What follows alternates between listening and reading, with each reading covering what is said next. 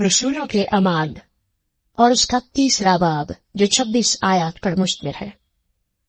पतरस और यूहन्ना दुआ के वक्त यानी तीसरे पहर हैकल को जा रहे थे और लोग एक जन्म के लंगड़े को ला रहे थे जिसको हर रोज हैकल के उस दरवाजे पर बिठा देते थे जो खूबसूरत कहलाता है ताकि हैकल में जाने वालों से भीख मांगे। जब उसने पतरस और यूहन्ना को हैकल में जाते देखा तो उनसे भीख मांगी। पतरस और यूहन्ना ने उस पर गौर से नजर की और पतरस ने कहा, हमारी तरफ देख। वो उनसे कुछ मिलने की उम्मीद पर उनकी तरफ मुतवज्जो हुआ।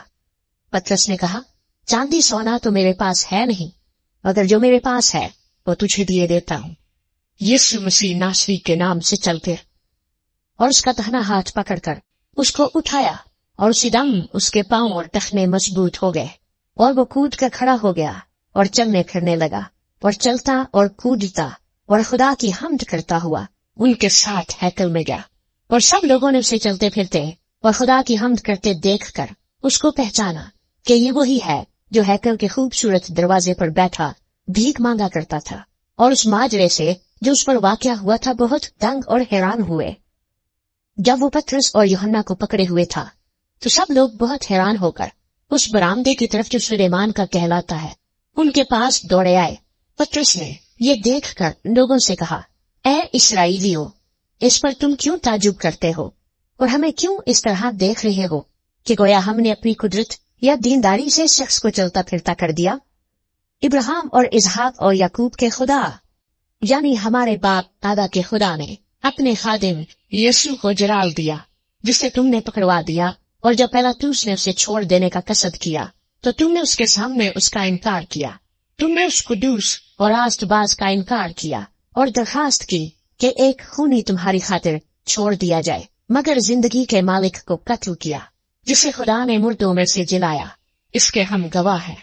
उसी के नाम ने उस ईमान के वसीले से जो उसके नाम पर है इस शख्स को मजबूत किया जिसे तुम देखते और जानते हो। बेशक उसी ईमान ने जो उसके वसीले से है ये कामिल तंदुरुस्ती तुम सब के सामने उसे दी।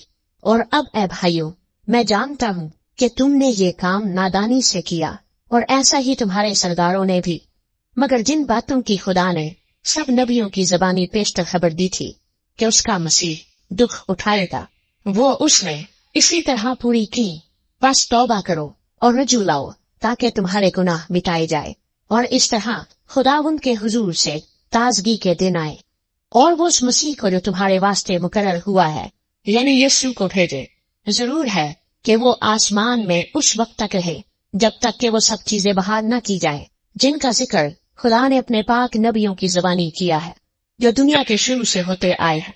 चुनाचे मूसा ने कहा कि खुदावंद खुदा तुम्हारे भाइयों में से तुम्हारे लिए मुझ सा एक नबी पैदा करेगा, जो कुछ वो तुमसे कहे उसकी सुनना।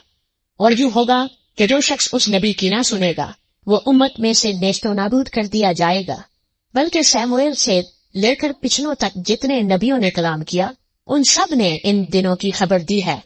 तुम नबियों की औलाद और उस अहद के शरीक हो जो खुदा ने तुम्हारे बाप दादा से बांधा जब इब्राहिम से कहा कि तेरी औलाद से दुनिया के सब घराने बरकत पाएंगे। खुदा ने अपने खादिम को उठाकर पहले तुम्हारे पास भेजा ताकि तुम में से हर एक को उसकी बदियों से हटाकर बरकत दे।